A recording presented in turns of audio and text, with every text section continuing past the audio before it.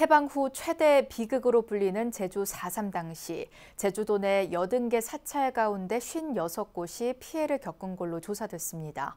당시 개신교 교회는 5곳, 천주교 성당 피해는 전무했던 걸로 나타나 유독 불교계에 피해가 집중됐습니다. 제주 BBS 이병철 기자입니다.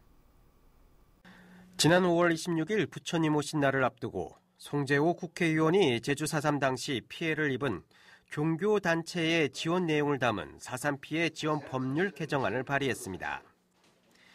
이어 송재호 국회의원과 제주도의회 4.3 특별위원회가 제주 4.3 피해 종교단체 지원 방안 모색을 위한 정책 토론회를 제주도의회 대회의실에서 열었습니다. 종교도 피해와 희생에서 무관치 않고 자유로울 수 없는데 그 부분에 대해서 우리가 아직 법안에 다루지 못한 부분이 있어서 보완하는 취지에서 이루어졌고 4.3이 꼭 불교뿐만이 아니라 가톨릭이나 우리 기독교도 꼭 마찬가지이기 때문에 함께 이 부분을 좀 풀어내야 되겠다 하는. 이날 토론회에서는 한금순 제주대 사학과 교수가 주제 발표를 한 데 이어 김용범 제주불교 4.3 희생자 추모사업회장과 임문철 정난주 성장 주임 신부, 김인주 봉성교회 목사 등 각 종교 대표자가 토론에 참여했습니다. 한금순 교수에 따르면 기독교계는 1947년 제주도에 파견된 경찰과 군인들의 영향력 아래 성장하며 4.3 당시 교회 수가 63개소에 이르렀으나 4.3 당시 제3 피해는 단 5곳에 불과했습니다. 천주교계도 4.3 당시 교세를 확장하며 6개의 성당이 있었으나 제3 피해는 발생하지 않았습니다. 이에 비해 불교계는 4.3 당시 80개 사찰 가운데 56개 사찰이 재산과 인명 피해를 입었습니다.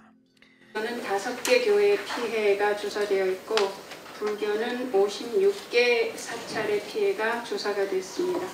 천주교의 경우는 피해가 없었습니다.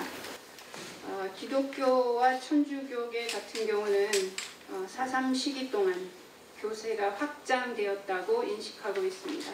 불교계가 이웃 종교에 비해 많은 피해를 입었던 이유는 사찰이 지리적 위치와 더불어 4.3 당시 제주 불교계가 제주 사회 활동에 적극 참여했던 이력도 한몫했습니다. 눈여겨볼 점은 불교계가 제주도민들처럼 경찰과 군인들의 토벌대에 의한 피해가 대부분이었던 반면 교회는 무장대에 의한 피해가 컸던 것도 한 요인으로 꼽힙니다. 불교의 피해 상황 이야기할 때에 개신교의 어떤 그런 서구청년단 내진 군경들이 불교도들을 혹은 스님들을 학살한 사건이다라고까지 주장하시거나 이해하시는 분도 꽤 있는 것 같아요.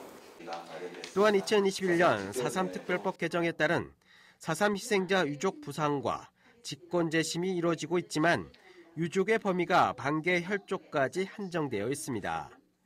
이번 4.3 특별법 개정안 발의로 유족이 없는 종교계의 스님 등 성직자들도 제대로 된 희생자 추념과 지원이 가능할지 기추가 주목되고 있습니다. 제주에서 BBS 뉴스 이병철입니다.